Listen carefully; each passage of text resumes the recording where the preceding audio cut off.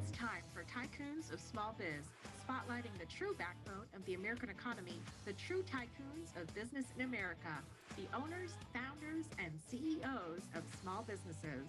The show's hosts, Austin Peterson and Landon Mance, are registered representatives of Lincoln Financial Advisors Corporation, a broker-dealer, member SIPC, and registered investment advisor.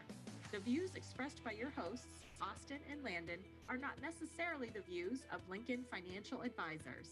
Backbone Planning Partners is a marketing name for registered representatives of Lincoln Financial Advisors.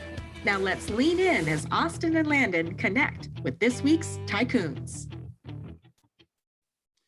Good afternoon, Tycoons, and welcome to today's episode of Tycoons of Small Biz. I'm your host, Austin Peterson, here as always, coming to you live today from my home office in Gilbert, Arizona, where it is It's a balmy 70 degrees, and that'll be a little bit warmer than where our guest today is coming from. But before we jump into who the guest is and talk about that, if this is the first time you're listening to our podcast, we are a small business podcast that's put together by small business owners for small business owners. My co-host and I, Landon Mance, are small business owners. We're also multi-generational family small business owners. It kind of runs through our blood, and we believe that the small business is the backbone of the American economy. And so about 2 years ago, we're coming up on our 100th episode here pretty soon. About 2 years ago, we started this fledgling podcast to highlight small businesses throughout the country, and specifically their founders and owners that are doing important things, providing jobs and doing whatever they can to help prop up the economy in this country. So with that being said, today we definitely have a tycoon on the show with us today. We've got Chris Rebsamen with Jupiter Sales and Marketing coming to us live from Park City, Utah, otherwise known as the Silicon Slopes. Chris, welcome to the show. Thank you, Austin. Thank you for having me. Yeah, we're excited to kind of jump into this. But before we jump into the business side of things and what you do day in and day out at Jupiter Sales, why don't you tell us a little bit about you personally? I know a little bit of your history, and you've transitioned from the East Coast to the West Coast, et cetera. So tell us about your family. Do you have any kids? Are you married? Where did you grow up? What brought you to Park City? What did you study in college? Whatever you'd like us to know about you personally. A loaded question. I grew up in New York, from Huntington. Grew up on Long Island. Spent probably most of my life on Long Island. Currently married, child in University of Utah. We moved then we moved up to Saratoga Springs, New York area. We lived there for about 6 years. And then we had an opportunity at the same time. My sister was moving to Park City as well. They had a second home here. Housing crisis hit, and we just decided to get out of New York. I was running a business. It was either buy or get out. We decided to move and pick up, and we gave it about 6 months. We all lived in the same condominium in my sister's house. Kind of interesting with the dogs and the kids and my parents, and tight quarters. We made it work. So my sister is really the reason why I came here. And at the end of the day, I've always wanted to live in a ski town. I've been skiing since I was 5. Grew up skiing in Vermont. It's always been a big part of my life. I convinced my wife to move out to Park City for about 6 months. And my son was in 4th grade at the time. And honestly, 13 years later, here we are. So grew up in New York, live in Park City, love every moment of it. Love to ski, love the outdoors. Just love the peace and quiet and the tranquility of, being in the mountains and the beauty. And this is home, Yeah. No, that's awesome. I mean, many of our listeners know this, but I grew up outside of Park City. I spent a lot of time in Provo and Salt Lake City. I got a master's degree from BYU, so I've got a lot of ties to Utah. My nephew plays football at the University of Utah right now. And so, it's something that I spend a lot of time in Utah for that, but mountains in general. I mean, my wife and I just spent the weekend in Sedona. Mm-hmm. Any chance we have to get out into the mountains and in nature, we're there for sure. Yeah, it's definitely a certain way of life. And it's always, even down in Salt Lake when we have the clouds and the pollution kind of collect around the canyon, we always seem to be just high enough to to avoid that. This past summer, we had some of the inversion come up, but it wasn't too bad. Yeah. So it's just, you know, people say that they come to Park City in the summer and stay for the winter. I came for the winter and stayed for the summer, so I'm kind of opposite. Yeah. But it's just from the school systems to the opportunities. We're kind of, Park City is kind of like, I consider it to be almost like the Texas of Utah. It's a melting pot of people from all over the world, all over the country. You know, we've got people from Long Island, we've got people from New York, got people from Florida, Chicago, LA, San Francisco, Northwest. And, you know, I mean, I'm 10 minutes from the base of Park City and, you know, 7 minutes from the base of Deer Valley. I mean, it's really great. And when we want to and really get the skiing on, we head over to Alta and Snowbird. Yeah. Yeah, that's a good point, because they're, you know, I'm a bit biased. I mean, I grew up snowboarding at Brighton, right? Mm-hmm. And some at Snowbird, but Brighton was cheaper, so I spent more time at Brighton. But the skiing is definitely better, like you mentioned, at Alta than Deer Valley or Park City Resort. Yeah, Alta's our favorite. Yeah, for sure. We've been to Brighton, we've been to Solitude, both great mountains, but you know, when it's just myself and my son, it's Alta. Yeah.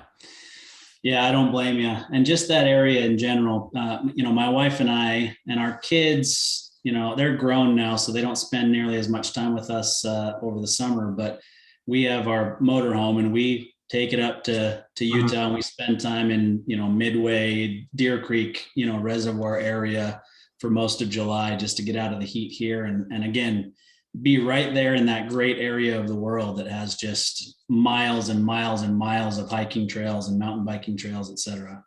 Yeah, I don't want to hype it too much because we got enough people living here already.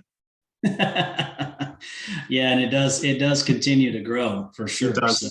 Oh, absolutely. And there's so much building going on. I don't know where the people are going to come from. Yeah.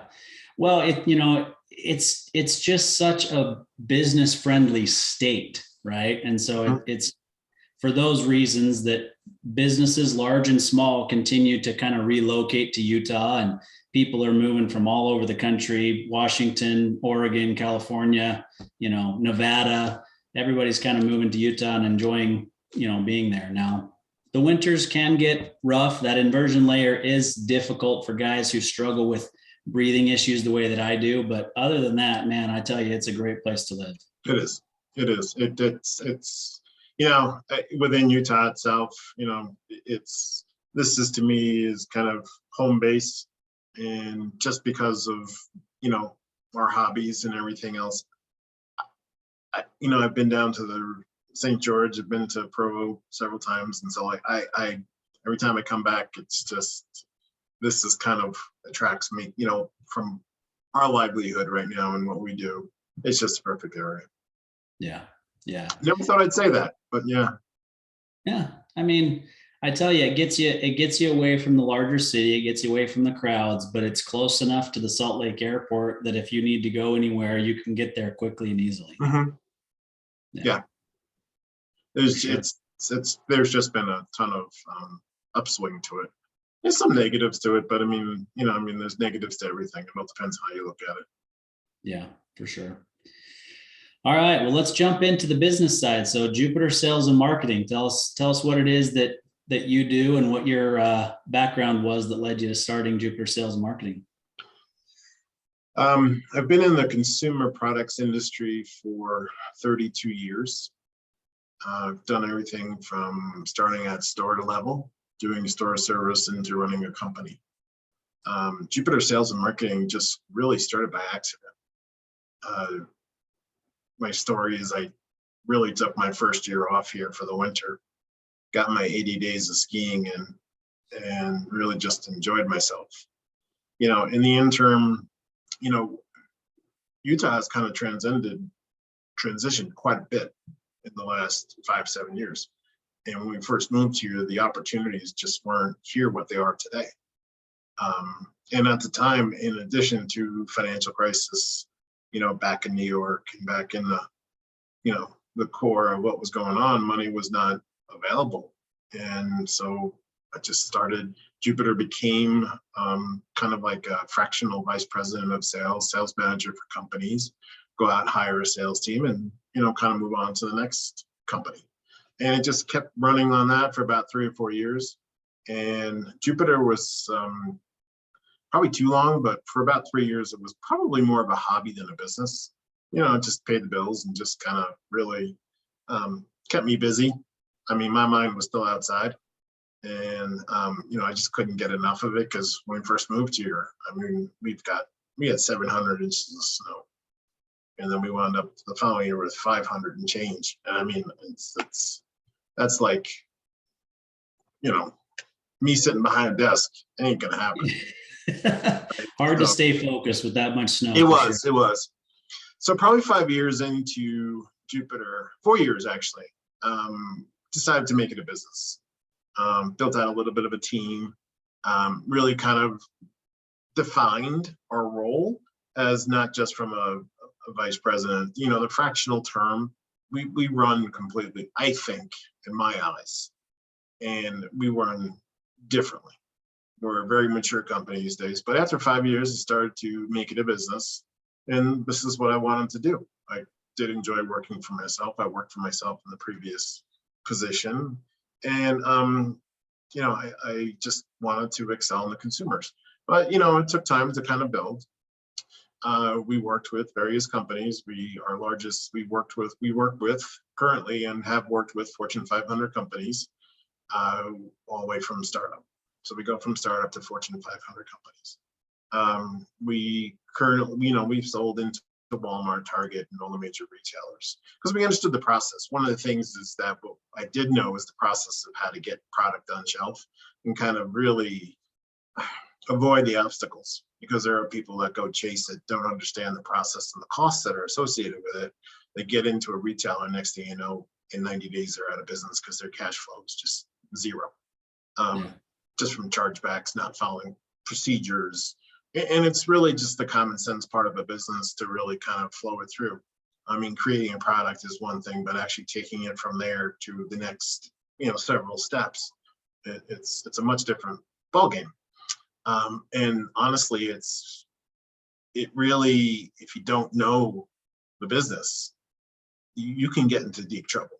There are people who have wound up in debt millions of dollars just because they borrow, but they didn't get in front of the buyer. They were so busy on building their product, you know, the MVP, and just spent all this time tinkering instead of really just taking it forward and kind of getting, you know, to the next step. Anyway, so that's what we have. What I was bringing was the experience from an independent perspective. We weren't married to anybody from a company. And then about 6 years into it, 7 years into, no, actually about 8 years into it, it's already been that long, came down with a blood cancer. So the blood cancer kind of stopped the business, and it was kind of, some things had happened. Luckily, Huntsman's right down the street from me, and that probably saved my life. So the cancer kind of pivoted the business into a different way for a couple of years. I just finished treatment about 7 months ago, and, you know, it kind of pivoted, and it kind of made me think of, you know, we tried the partners things, you know, a couple of times, and, you know, staying afloat. It was a difficult process to keep Jupiter going and kind of focus on my health at the same time. We kept it going. And when I came back is kind of when I really sat down and looked at the business, kind of looked at what we were doing wrong, what we were doing right. Had a lot of experience, you know, when you come back from cancer or any kind of life altering situation, you know, you really start looking at things completely different. You become less selfish. You know, you kind of look at where you're headed, where you're going. But in this instance, I never really looked at my business strategically. And I know this sounds insane because I'm supposed to, but I wasn't doing it all right. And, you know, the funny part is in the last 2 years, Jupiter has excelled not just in revenue, but has excelled in knowledge, abilities, connections, channels. There is no official partners. It's really a sole proprietorship now, which probably it should have been. I've got some key employees that really help me drive the business. I got one who's my right arm who I can't thank enough. David Neely's been with me for several years, and he's turned out to be a good friend. Has really helped me organize the business, because he's an operational financial player. But we really have excelled probably the last 3 years, and really kind of dynamically have, we haven't done any advertising. It's all been word of mouth. I have to say that we built a very solid sales team network. We're in every building. As far as not with product, but it's just the relationships that we have now that we didn't have in totality before. We've got a great team at every major retailer in the US and regional. We're selling mass, grocery, specialty, QVC, HSN. There really isn't a retailer or e-com that we can't touch, or at least get a meeting. The other side of the business is that people have been after me as far as trying to source and do product development. We're now officially able to source product from both China and India effectively and efficiently. The China piece, we were doing something. We pulled out when all the chaos was going on. There's still a lot of chaos, but we have partnered up with someone else that can actually run that piece of the business. Where we're strong is we're very strong in India. We've created some very special relationships in India, and the people we work with, people have had trouble. We've lucked out. Are very easy and effective to work with. It's all about execution at the end of the day. There's a lot of things that have happened in between. I didn't really go through the whole rigmarole of Jupiter, but Jupiter has matured nicely into a 360-degree solution for any consumer products company. And it could be anything from a startup to a Fortune 500 company. We're working with some of the largest brands in the US right now and globally. And, it's just interesting kind of helping them and trying to see the light. And yes, we are aggressive. We are very direct. I'm not one of those people that really like to sugarcoat things, because it wastes time and resources.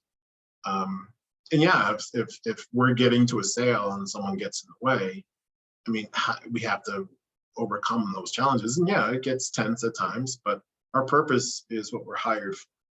And we're expanding our abilities from sourcing, product development. We have operations. We have a CFO on staff. We have designers that we outsource and work with that are very good. We have a marketing team and social media. So at this point in time, we still have a way to go, but Jupiter is really set up to help retailers, not just suppliers or manufacturers. We're also here to help retailers. And what does that really mean? A retailer today is working with, in random number, 50% of the staff that they have. We'll take, a Walmart. The more you do for the buyer, from a design, speccing out, gap analysis, SWOT analysis, price, variabilities in the market, the more you do for them, the more they're going to lean on you in the future. And there are people that are out there doing it. There's large rep firms and everything else, but we're doing it. I feel we're doing it differently. We're doing it more strategically. We're not just throwing products against the wall. Yeah, sometimes you do, just to see if you can get a kind of some feedback on direction of where a buyer sits. But comes down to numbers now. The buyer ROI is now to the square inch instead of the square foot. Every centimeter of that shelf space has to be performing, or you're out. Retailers in grocery, they'll give you 6 months. You don't perform in 6 months, you're out. Retailers will give you a year. If you don't register in a year, you're out. That's just the fact of the business. Each retailer works the same. I don't care if it's grocery, mass. I'll argue that fact all day long. The numbers, yeah, they don't shake out the same. But at the end of the day, you still need, after EBITDA, you still have to work on that 7 to 10%, right? So, a retail is retail.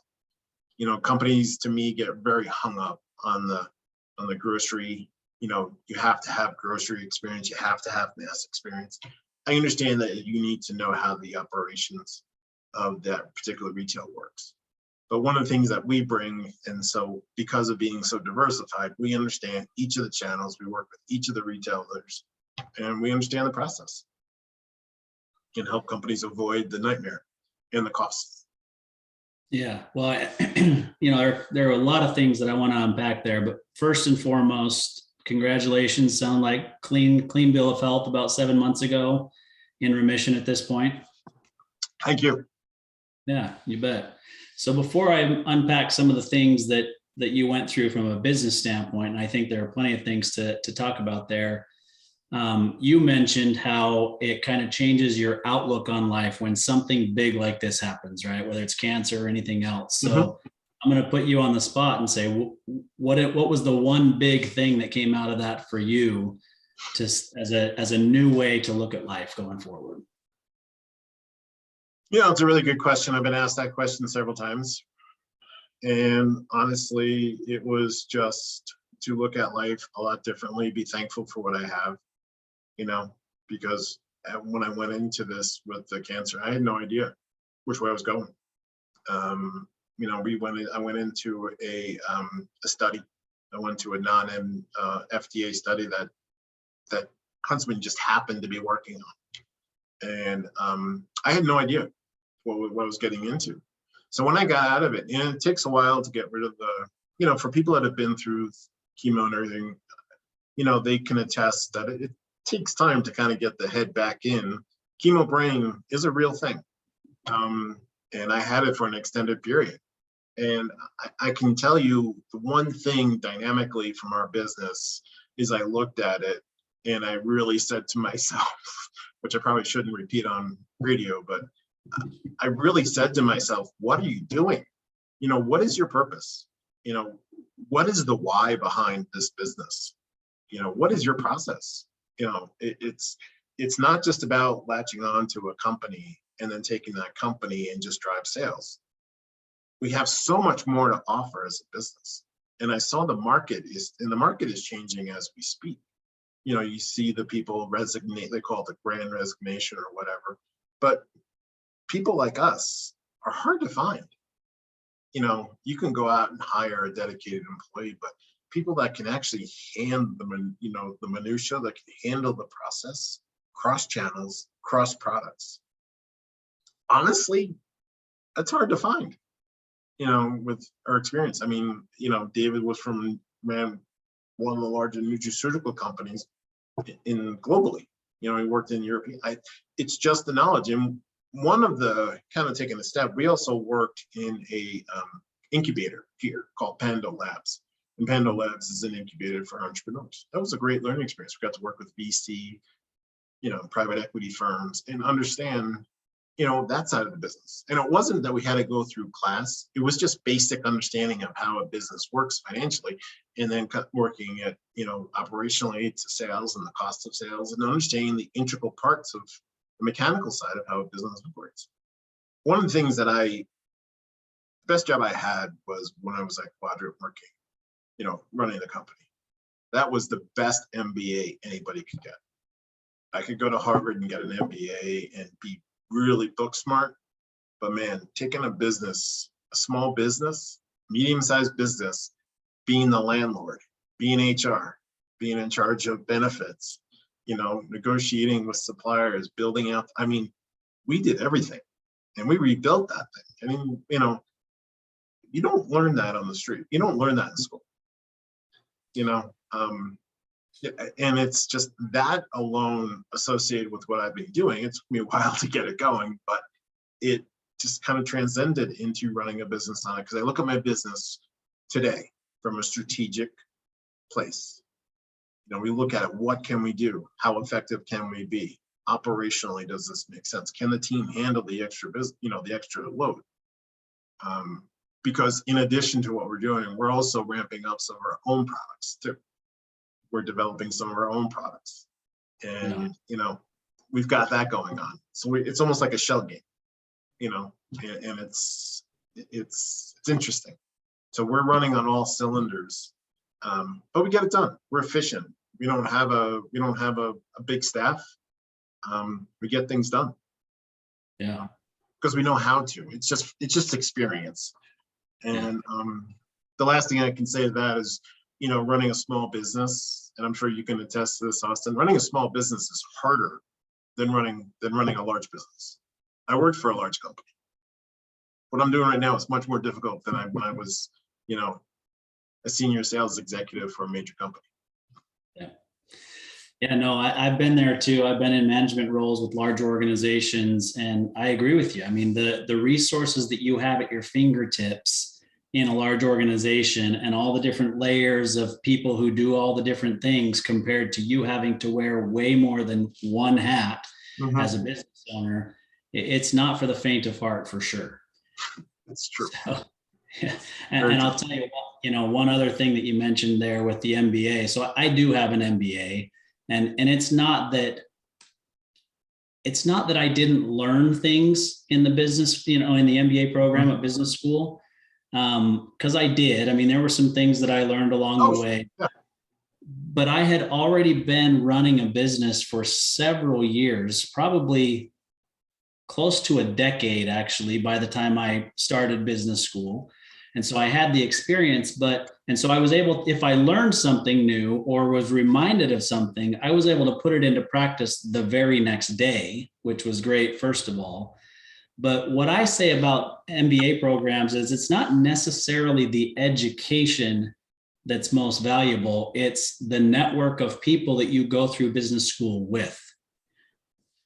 Oh, I agree. And, it wasn't meant to be a disrespectful comment. It's just, some of us just can't afford the MBA, right? So, I mean, sometimes it's just the life of hard knocks. And, you've got to learn it one way or another. Either you do it or, and there are a lot of people out there that can't afford the MBA that are probably, it comes down to, I just wasn't able to do it.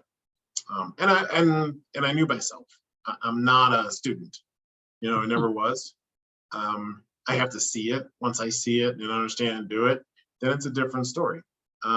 Understand, many people are out there very smart from great colleges with MBAs, and yes, they're successful. But, I didn't have that opportunity. Yeah. No, and I didn't take it as a disrespectful comment. I don't think any of the listeners would have taken it that way either. I just think that it's important to point out that there are other ways to get the same education. You're learning it day in and day out, and you've got great people like David working side by side that's bringing other things to the table that you don't necessarily have, things you don't understand, right? And so he teaches you those things, and you do the same thing for him, right? I mean, even though he had certain experiences, there are certain things that you have that he didn't have, and the two together are better together. Yep, and he can put up with me on top of it.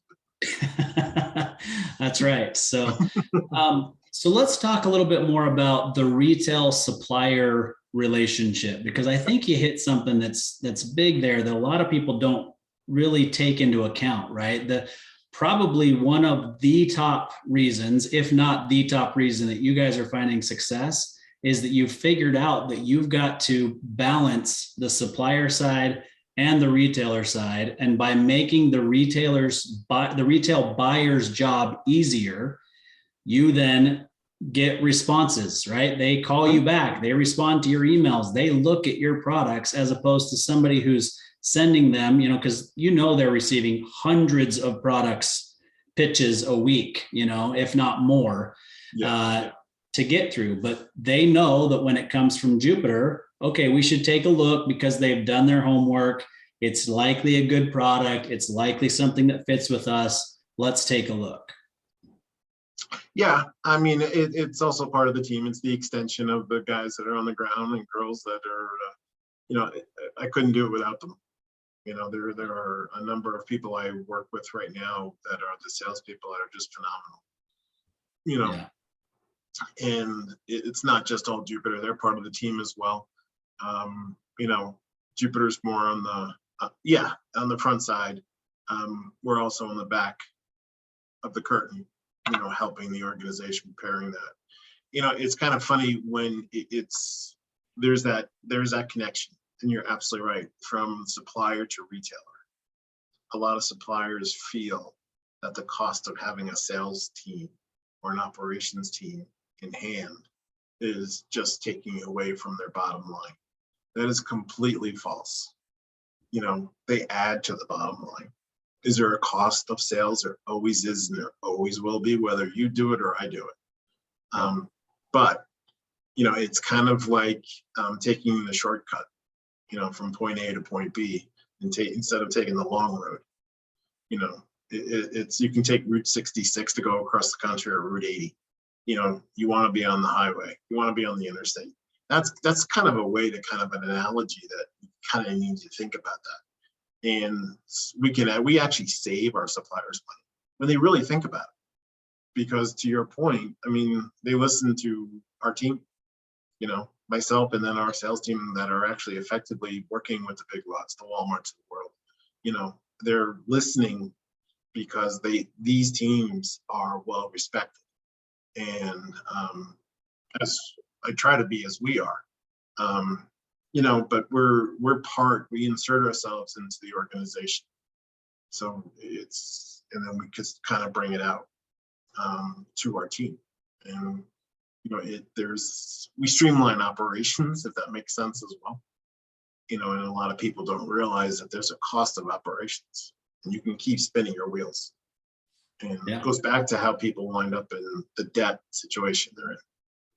Yeah. Yeah. Would you say it's fair to say that that's really what's most important to a retail buyer, is that you make their job easy? Oh, completely. 100%. Yeah. 100%. You got to be value add. The buyer's not going to deal with you if you don't add value. Yeah. They know that there's commission built into the cost of goods and or cost of sales. You're getting paid something. You've got, you know, they know that. But if you don't provide an efficient value add, they're not going to deal with you. Yeah. It's just that simple. Yeah. All right. So there are a lot of things I want to dive into: differences in categories, overall market changes, what the future looks like, what supply chain issues have been like for you guys and for, you know, retailers and suppliers in general. But let's take a quick break. We will hear a call to action for our audience, and then we'll come back and talk some more about them. Thank you. Hey there, Tycoons. Austin Peterson here, co-host of Tycoons of Small Biz. If you think you have what it takes to be considered a tycoon and you're wondering how you could become a featured guest, please follow and then message us at Tycoons of Small Biz on LinkedIn. We'd love to have a conversation with you to see if it is a mutually good fit, and if so, we'll get you scheduled for an interview. If you're unsure about being a guest on our podcast, but are contemplating selling your business over the next few years and you'd like to know what your business is worth, please also follow us and then message us on LinkedIn for your no obligation, informal valuation of your business. We look forward to hearing from you, and thanks for listening to the Tycoons of Small Biz podcast. And now, back to today's program. All right, welcome back, Tycoons. Austin Peterson here, co-host of Tycoons of Small Biz. We've got Chris Rebsamen with Jupiter Sales and Marketing on the show with us today, and we've already unpacked so many things, Chris. But first of all, if our listeners are watching this on video on YouTube, Chris went ahead and picked up his New York Yankees cup during that break and made sure he took a drink of that, and that the Yankees logo was showing, since I've got my Red Sox gear behind me here the whole time. So don't think I missed that, Chris. All goes back to Babe Ruth. I'll tell you what, though. So I am a Red Sox fan, but I don't know if we talked about this in the prequel at all or not, but I'm a baseball fan first and foremost. I just love baseball. I will watch a baseball game anytime, anywhere. I've actually got a picture right over here on the wall. There's a picture of Mickey Mantle. There's the 51 World Series with the Yankees and the Dodgers. I'm a big sports memorabilia guy, but baseball is my number one. I would literally watch a game anytime, anywhere. Yeah, no, I grew up with baseball. You know, I was a Yankee fan. Been a Yankee fan forever. Kind of just, I was always in New York City, you know, Ranger, Yankee, well, Giants, we'll leave that one alone. But Knicks. Yeah, I've been a Yankee Stadium, not the new one. You know, the game has kind of changed a lot. And once we moved here, I kind of lost touch. Yeah. we don't always get every Yankee game, but I still try to stay on top of it as best as I can. Yeah. Yeah, for sure. And so I actually haven't been to the new Yankee Stadium either. On my 30th birthday, so I'll go ahead and date myself. I was in New York and I caught an afternoon game, Yankees Orioles, at the old Yankee Stadium, but it happened to be the day that they broke ground on the new Yankee Stadium. Oh, okay. Yeah. So, about 15, 16 years ago, I was there on that day. And then, of course, it was my 30th birthday. This is an indication of how good of a wife I have. So friend and I, we took the red eye to New York, saw that afternoon Yankees Orioles game. And then we took the train up to Boston, and the next day saw Yankees Red Sox at Fenway. And then we flew that afternoon to Chicago and saw Cubs Cardinals at Wrigley. Nice. So very nice. Yeah. The big three stadiums all on successive days, it was great. I was dead awesome. by the time we got home, but it was awesome. Yeah, I'm sure. Yeah. Fenway Park is beautiful. Yeah. Yeah, it's a great place to catch a game for sure. So it is. It is. All right. So let's I'll give you that. Sorry, go ahead, Chris. I said I'll give you that. I'll give you Fenway. Yeah, I tell people, what's unique about Fenway, and you do see this at Yankee Stadium too, so I'll give credit here, is that there are a bunch of people in the park. First of all, everybody in the park knows what's going on with the game, right? Mm-hmm. So they're cheering at the right time and, all those kinds of things, 2 strikes or whatever. But there's a good portion of fans that literally sit in the stands and score the game in a scorebook. Like that's how big the fans are in Fenway. And I've seen it, once or twice at Yankee Stadium too. So yeah. All right. So let's talk a little bit kind of about what's going on in retail today, right? So obviously you're not just working with the big box retailers, because there's so much going on in e-commerce now, and that category kind of grows every single year. So what is it that you guys are seeing specifically about the future of that? And then follow that up with what you've seen supply chain wise, how you guys have overcome that. Sounds like you outsourced for something in China because they were more equipped, I guess, maybe to handle the supply chain or the importing there. So let's talk about those 2 things, if you don't mind. Yeah. So e-commerce, to touch on that first, yes, it is a growing business. Amazon has, you can't knock it. They have developed an awesome business. I will say the retail is not their moneymaker. It's just the logistics first. They're a warehouse company to me, and that's where they make their money. They're not making money on buying and selling product. The cloud and everything else they're doing, that's kind of their main business per se. The retail part of it is really, I think, happened by accident. But Amazon is Amazon, right? But where a lot of people get confused, it's easy to get a product on Amazon, but you can also get lost in a sea of pages. We have products on Amazon. You have to spend to earn. So you can spend $1 million in advertising if you're doing 5 million. That's what you have to do, and to drive that business. There are several e-commerce retailers that are out there. It's flooded. E-commerce to me has replaced the Sears and JCPenney's catalog that we remember. And honestly, that's kind of what replaced the business. Yes, there's continued growth in e-commerce. There will be it'll keep climbing because people like the idea of ordering online. I get it. But the business is still brick and mortar. All of these disastrous articles of brick and mortar going down, consolidation and everything. The retailers that went out of business were just run inefficiently. They were leveraged to the hilt, whether it was by venture capital, that put just too much debt on their books. But the ones that went out were just inefficient. They were having trouble even before COVID hit. COVID has changed quite a bit of how people do business. supply chain wise. Anyway, back to the retail part. There are reasons why retailers are seeing the growth that they're seeing. Part of it has to do with the pandemic. I get that. But when stores open back up, the strong retailers were flooded. They can't find enough product. Demand just went through the roof. And we weren't prepared for it. It's not that, we do run out of raw materials, and I get that. But it's like the auto industry. They canceled all the little chips for their cars. And now we can't get cars because they don't have those chips. But that's on the fault of the automotive companies. It has nothing to do with anybody else. So people got nervous and they started canceling orders. And, factories started pulling back. I mean, that's exactly how it happened.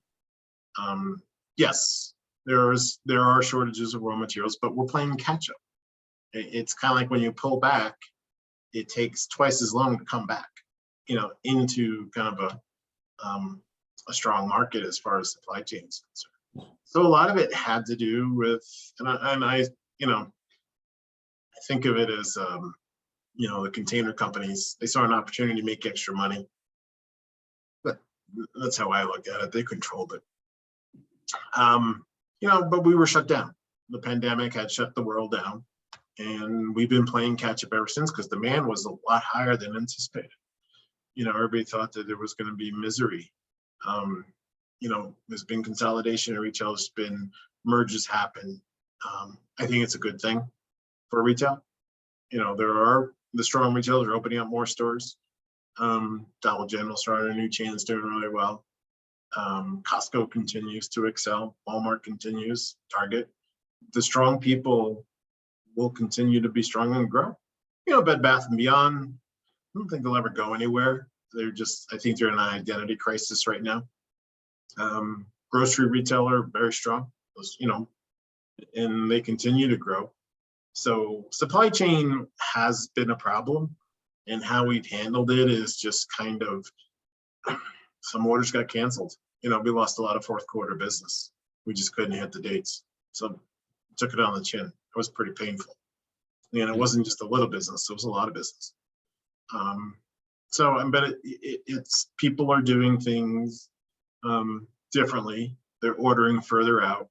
Even the off-price retailers like TJ Maxx, Ross, they used to order just-in-time inventory of what was sitting around. Now they're starting to plan out. So the business is changing because there aren't any goods just sitting around anymore. From time to time, don't get me wrong, there is when there was a bad run or someone canceled. So that always happens. The big thing that the pandemic really did is taught businesses how to run leaner and how to run more efficiently. The companies that could adapt, doing really well. Companies that haven't, it's another problem. They just couldn't pivot fast enough. The big brands couldn't pivot fast enough. And I mean, all due respect to some of our clients, they just couldn't pivot fast enough. And we're still paying for it. And the ones that have are gaining market share.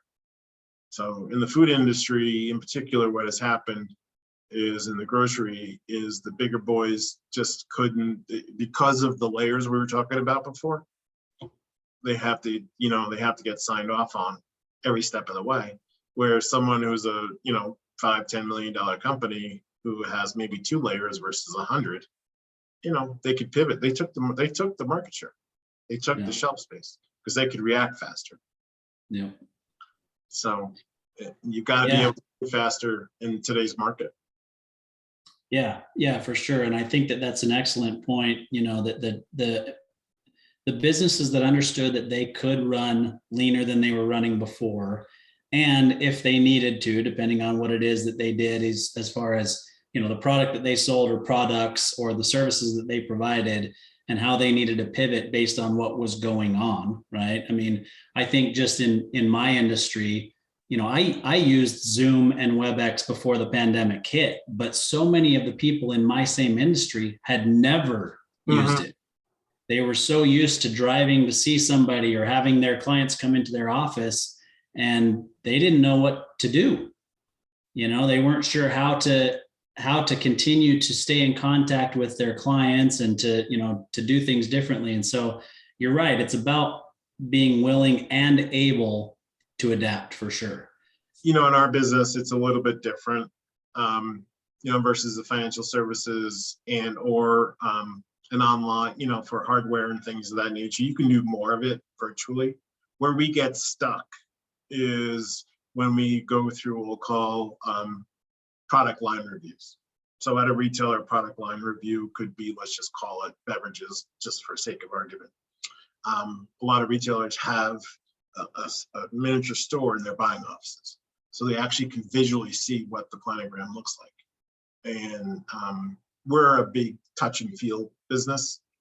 And when you can't touch and feel sometimes, that is probably our biggest hurdle that we have to overcome. And sometimes that's hard, because doing a line review on this way, it is difficult. It is. And we've been pretty successful at it by sending samples and try to allocating, resources to do that. But yeah, for us, for our business, sometimes it's difficult. Yeah. Yeah, it takes an adjustment for sure. And, the supply chain thing, I'll just add, it kind of caught me on my heels or surprised me a little bit where, I wasn't surprised overall from a supply chain standpoint. I'm not an economist by any stretch, but I do understand how an economy works and, importing and exporting, supply chain, all those sorts of things, supply and demand. But I was in Utah probably 6 weeks ago or so, and I could not find any windshield washer fluid anywhere. And it had been raining and the roads were dirty and you had to have it, but it did not exist anywhere. So it's just, it's exactly what you're talking about, where they slowed down the orders. People aren't going out. It's not needed. Hey, it's summertime. People don't need windshield washer fluid right now anyway. And then they were caught with their pants down when it was time to actually have the shelves stocked with their windshield washer fluid. And now we're chasing it. Yeah. We're just running as fast as we can to catch up. Yeah. Yeah, it was crazy. I went to several places and could not find it anywhere. That's interesting. Yeah. Yeah. And it's we're catching up. Supply chain's gotten easier out of China. It's much easier from what we have found out of India. I thought that US manufacturers would scale. They have, not to the degree I expected. So a lot of that could be relatable to lack of people, so the factories around here, well, not around here, the consumer that we do make products in the US, they were hit hard by COVID, and it's just now that's one of the areas of our business that I look at as a growth opportunity, because the workforce is shrinking and we are an alternative to, people, because of our experience and how we can handle it, how we can run. We come in already with the experience that most people should be or could be looking for, from understanding the structure. So I look at it as a bit of an opportunity for people like us. I had a gentleman of 10 years ago said to me, when there's chaos, there's opportunity. Absolutely right. When the market is disrupted, there is opportunity, even in consolidation. Yeah. Oh yeah, definitely. Yeah, it's I think it's Warren Buffett who essentially said when everybody else is running scared, that's when I'm doubling down, right, or buying.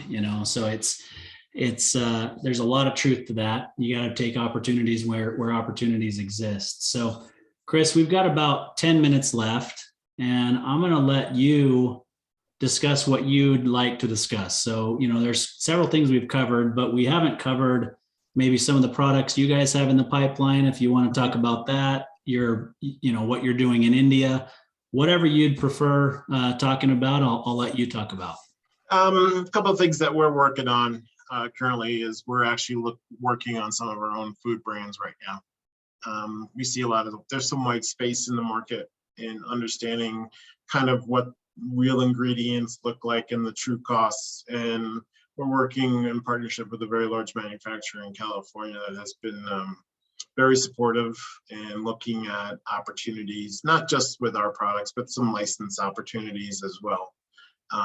You know, and we're kind of trying to build out a little own infrastructure and utilizing their capabilities.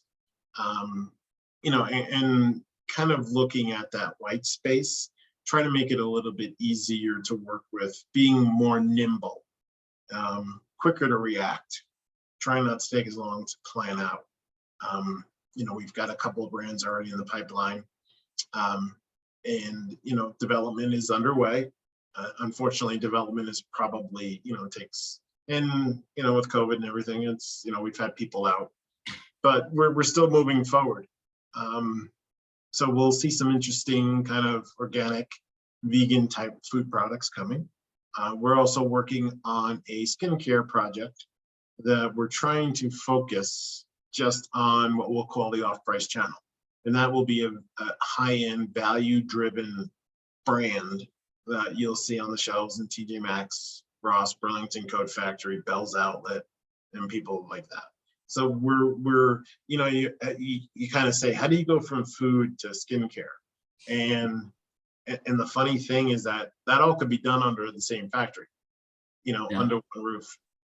Different areas, don't get me wrong, it's not running on the same machines, but so we're kind of developing that as well. We have some license opportunities that we're working on as we speak, with kids and some other things I really can't get into yet.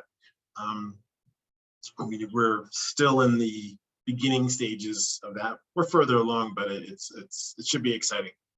One of the areas that I've always wanted to get back into, I started in the textile industry. We've gotten back into the textile industry in a major way. And why is that? Because it was at the time textiles, you know, whether it was a kitchen towel, oven mitt, or it was a race to the bottom, you know, the cheapest guy and the crappiest product. So our approach is really right now, and this has just happened in the last, you know, 3 to 6 months. You know, I've always, you know, we've talked to companies in the textile industry, and but we always had, I personally always had the challenge in how they did things. And I could never understand it. There's some good ones out there, don't get me wrong, that's in bedding, that's in kitchen, and do a nice job. But if you go from a Kohl's to a Bed Bath & Beyond to Walmart, when you look at through someone like my eyes, it all looks the same. Yes, the green is over here and the purple is up here, but it's the same quality. It's all coming from a lot of the same factories, and there's no creativeness. You know, I have one of our partners she said to me the other day, you know, the industry's really let us down because there's no creativeness. There isn't. You know, we had the Keurig coffee maker, but, you know, they created a whole new category. Who knew what K-Cups were before Keurig came to market? And so we're trying to redefine the textile category. And yes, that sounds like taking on, you know, trying to climb Mount Everest, and it probably is. But we're taking smaller bites. One of the things that I want to bring to the textile industry is not just creativeness, it's better products. My parents were here at Christmas, and I had a conversation with my mother that all the kitchen towels she has were just garbage. And they are. They don't absorb anything. They're just printed. And I showed her something that was from one of our factories, and she's like, I mean, she's still raving about her kitchen towels that she got for Christmas. But it's just a better quality product, higher price point, you get that. But what we're going to bring is we're going to look at what they're currently carrying, look at the white space, create unique designs per retailer, get away from the cookie cutter. You know, my goal would be that each retailer has an assortment of products that represent their consumer. The consumer is female, the consumer is 40 plus.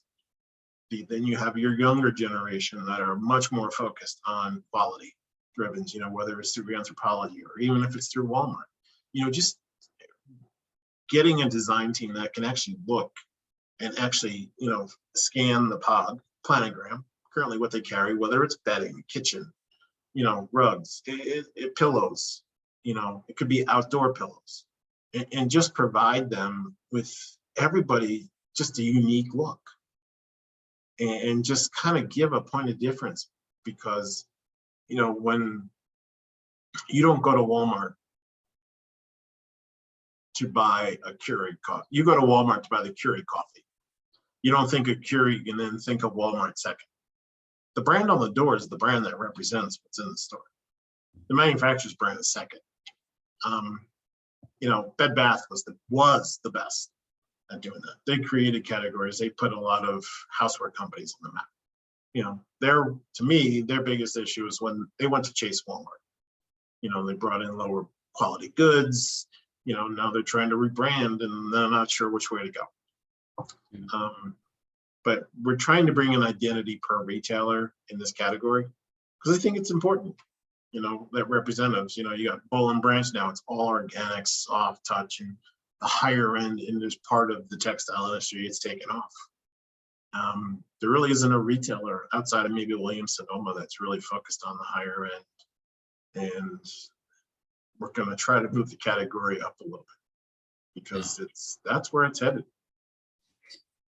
No, you're right. I mean, I think about, what you said is the target market, and the target market is my wife, right? Mhm. Like, she's, late 40s. She's got disposable income. She wants higher quality towels. She wants higher quality bath mats. She wants, she is your target market, and she has a struggle finding the things that she wants, whether it's the quality or the appearance or both. She's not finding it where she's looking. Yeah, and part of that is due to, because retailers, it's a margin game, and they want to hit a price. They want to be the lowest priced guy on the street. And I give a lot of credit through the pandemic to Williams-Sonoma and their brands. That's not where they went. Their business just took off. But everybody still thinks you need to race to the bottom, and you don't. The consumer is willing to spend more money for a better quality product today. The way to really look at it is forget about inflation. Think about, even before inflation, everything was normal. Our grocery bill was higher because we were buying better food. Why would you buy better food and not gravitate to doing the same thing for your housewares or your homewares? The consumer, I look at the food market as being kind of the actual example of where the market is headed. Yeah, no, I've had that conversation from a food standpoint, because we buy stuff at Sprouts or Natural Grocer, and it's more expensive. We have a daughter who can't have gluten, and so most of what we eat is gluten-free anyhow, and it's always all natural, organic type stuff. And then I'll have a conversation with a friend or a family member who doesn't, eat the same way. No judgment, or even a client, for example, and we talk about their budget and what they spend on food, and I'm thinking, my gosh, that's like 25% of what we spend, because you can get it very cheaply if you forgo those types of ingredients. Well, the American consumer, it's kind of funny. When I was growing up, there was a retailer in Long Island called Sims, and way ahead of their time. It was just a men's clothing retailer, and Cy Sims would do a commercial, and he always says, our educated consumer is our educated customer is our best consumer. Well, think about that for a second. We are more educated today than anything. You go walk Sprouts, you go walk Whole Foods, you even go walk Walmart and Target and Kroger, Albertsons. We are label readers. We have become label readers, and we do it in the food industry, and it's going to gravitate over to the housewares. That's the packaging. We never touched on this. The packaging is one of those things that a lot of companies really don't focus on. It's the silent salesperson, because you can't ask a store employee, so what's the difference between these two?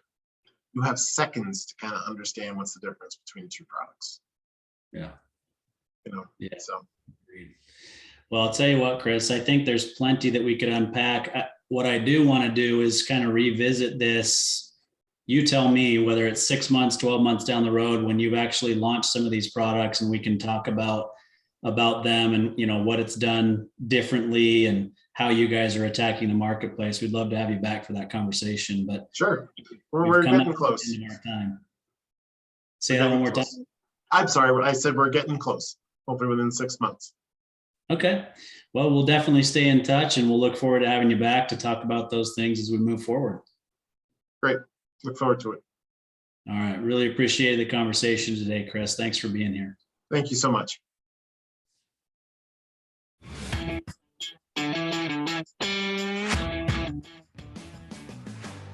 You've been listening to Tycoons of Small Biz, proudly hosted by Austin Peterson and Landon Mance. Austin and Landon are comprehensive financial planning professionals specializing in financial, estate, and succession planning for small business owners. Austin and Landon have offices in Scottsdale, Arizona, and Las Vegas, Nevada, and represent clients in 14 states throughout the country. Join Austin, Landon, and the featured Tycoons live every Tuesday at 1 p.m. right here on Business Radio X and your favorite podcast platform.